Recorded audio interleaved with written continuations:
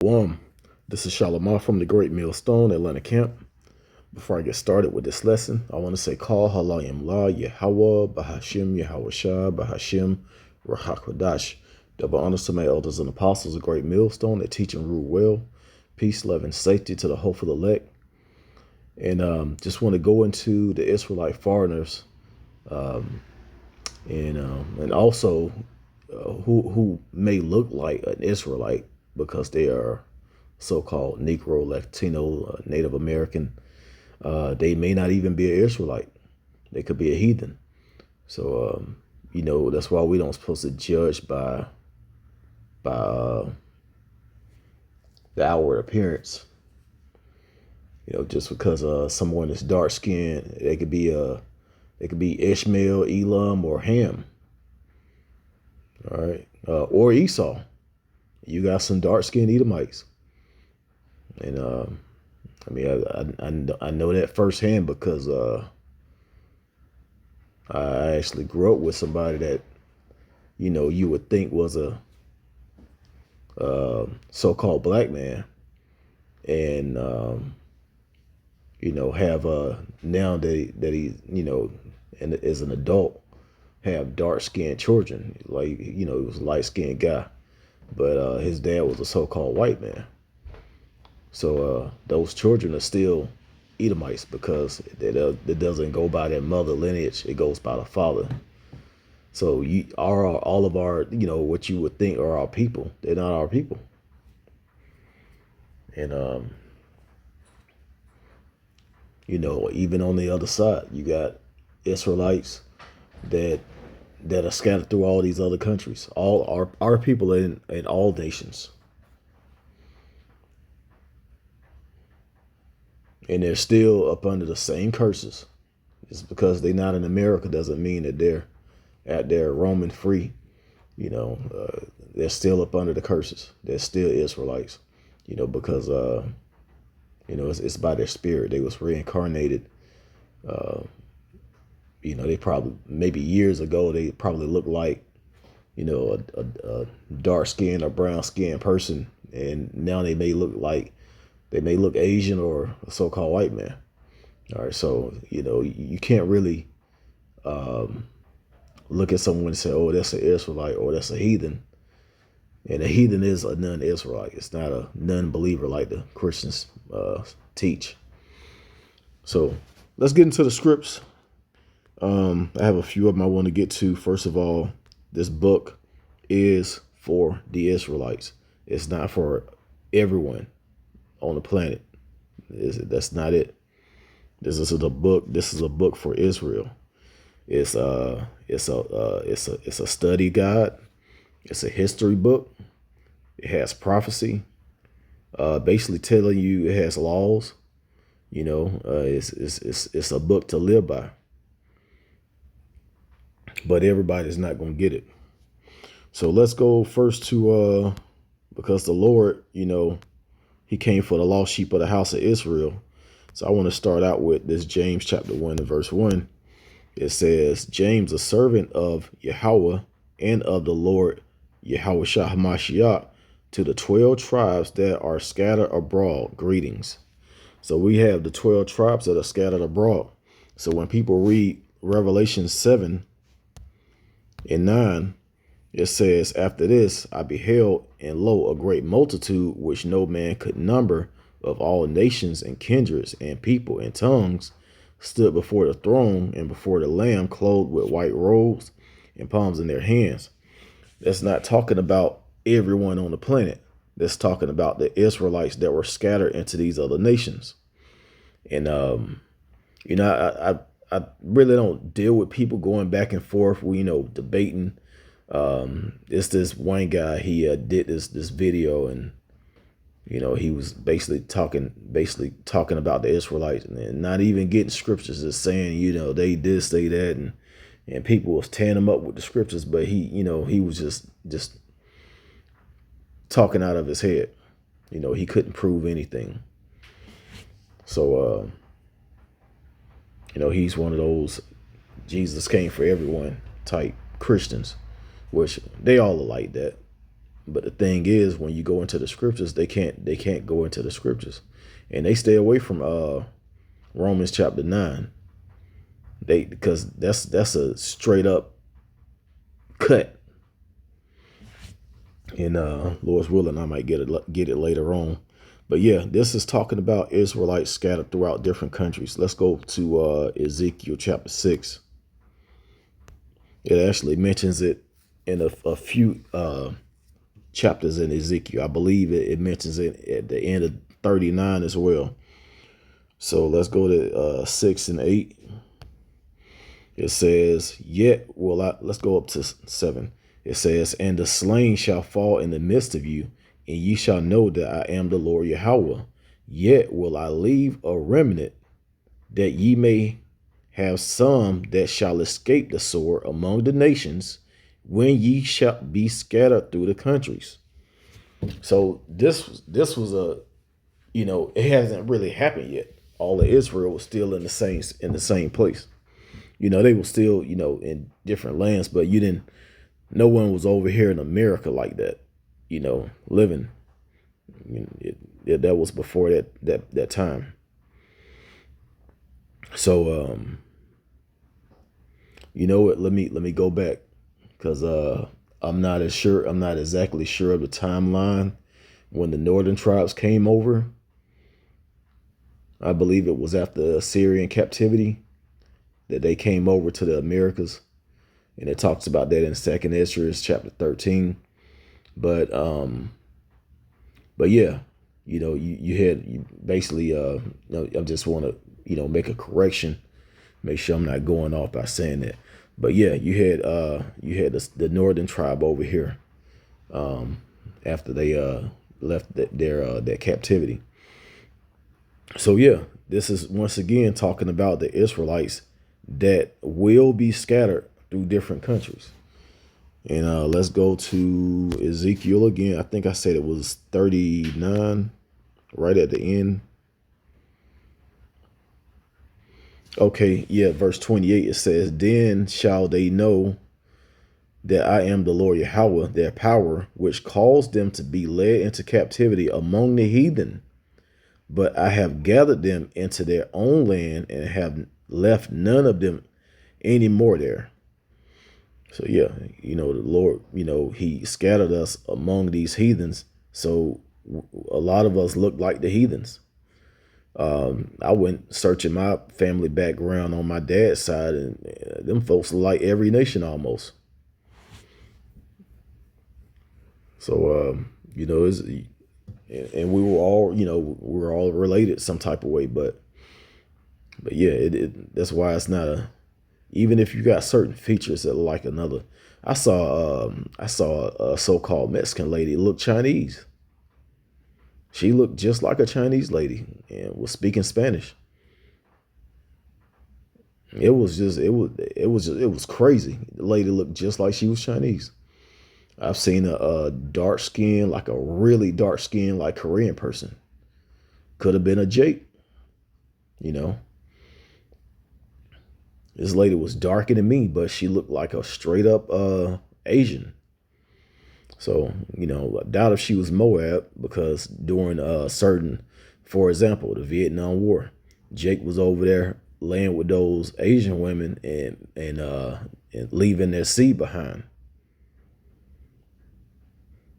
So a lot of those Vietnamese over there are Jakes.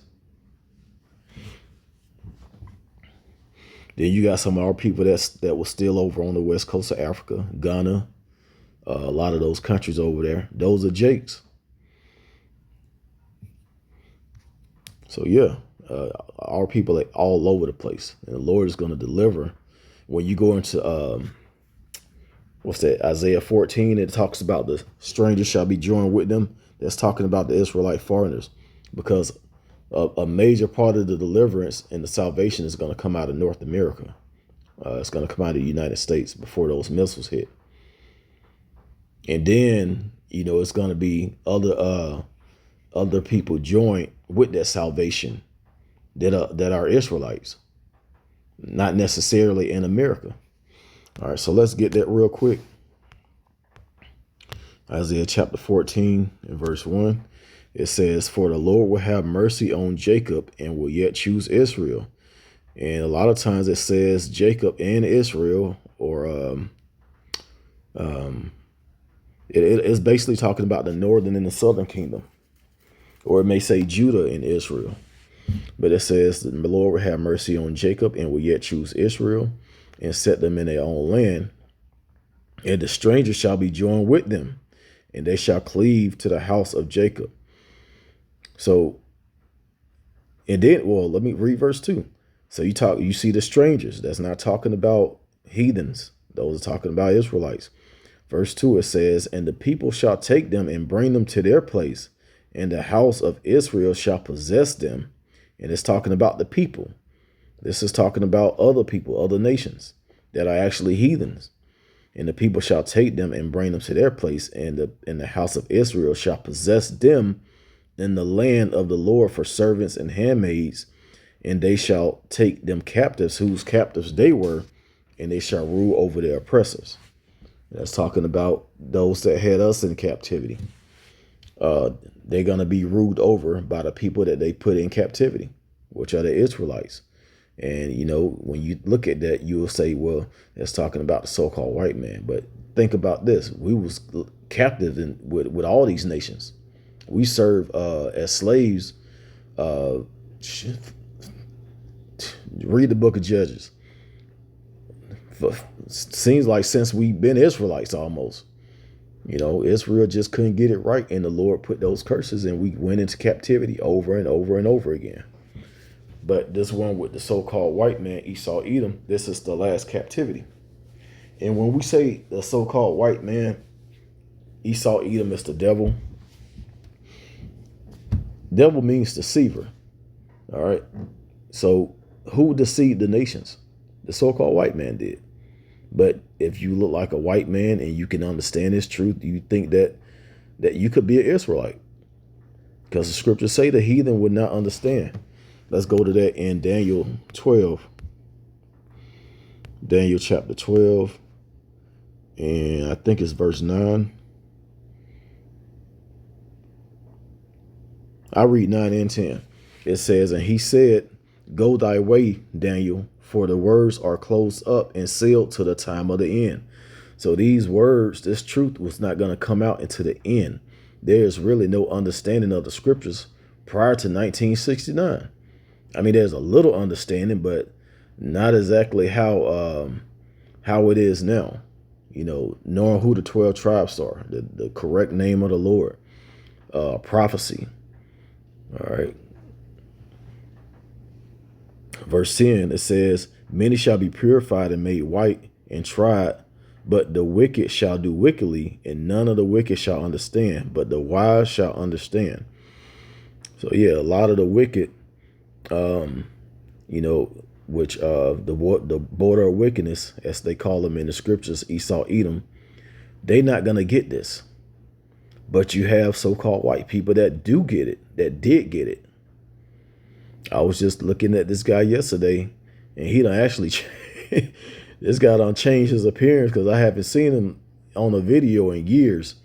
He was actually teaching, you know, so-called Negroes that they were the children of Israel.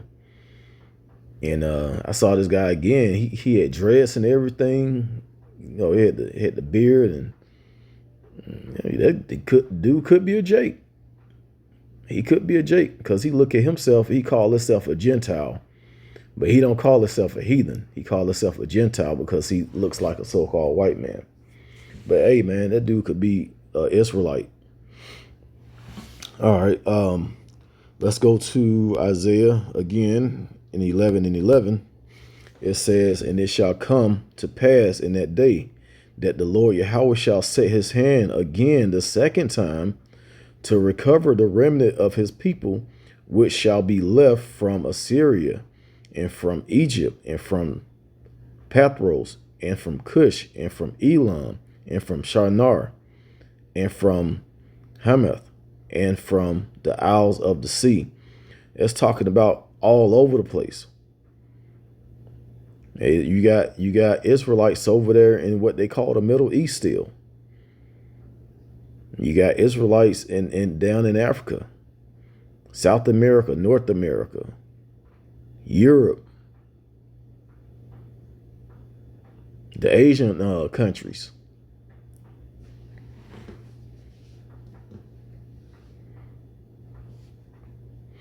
Verse 12, and he shall set up an ensign for the nations, and shall assemble the outcasts of Israel, and gather together the dispersed of Judah from the four corners of the earth.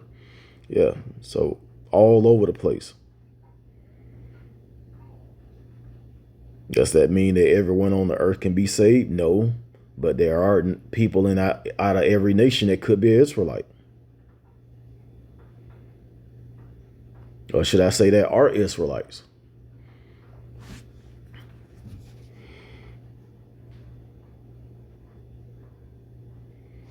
Let's go to, I don't think I got this, but this is one of the main scriptures I wanted to get in Romans chapter 8 and verse 16. It says, the Spirit itself bears witness with our spirit that we are the children of the Most High. And if children, then heirs, and the heirs of the Most High, and joint heirs with Hamashiach, if so be that we suffer with him, that we may be also glorified together. So yeah, our spirit bear witness. That's why when we at camp and someone walks up to us and they sincerely want to learn, and then we might ask questions, start digging in their background. Hey, where you, who's your father's father? And it'll probably go back to one of the 12 tribes, most likely, no matter what they look like. So yeah, the Spirit bear witness, just like I just read in Daniel 12. It said the wicked shall not understand. Yeah, if they can understand it, they can get it.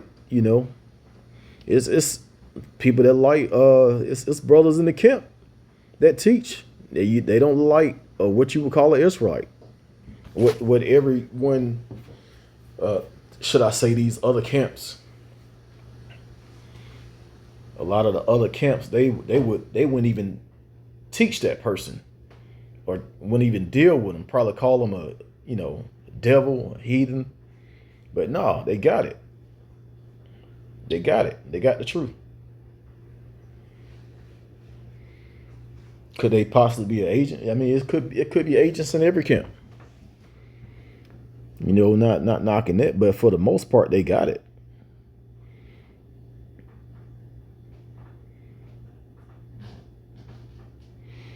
And then everything's going to be, exposed as we continue. It's going to be folks that just can't get it, that fall out.